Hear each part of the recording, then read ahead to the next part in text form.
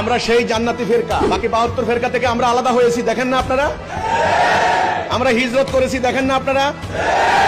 আপনারা তো বুঝতে হবে, আপনারা বোকা নাকি? আমরা তো হিজরত করেছি আপনাদের থেকে। আমরা আপনাদেরকে মনে করি আপনারা বাকি 72 ফেরকা। আমরা দেখেন না হিজবুত তৌহিদকে দেখলে কি মনে হয়? আবার খালিদের জন্ম হচ্ছে, আবার আবু উবায়দার জন্ম হচ্ছে, আবার আবু বকর রাদিয়াল্লাহু আনহু জন্ম হচ্ছে, মুসান্নাদ দেরার খালিদ ইবনে ওয়ালিদ, আবু উবায়দা মানে আলী ইবনে আবু তালেব জন্ম হচ্ছে আবার।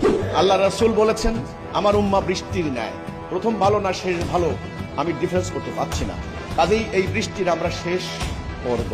আল্লাহ রাসূল হযরত আবু উবায়দাকে লক্ষ্য করে বলছেন আখিরি জামানায় আসছে আবার সেই দল তোমাদের থেকে 70 গুণ বেশি।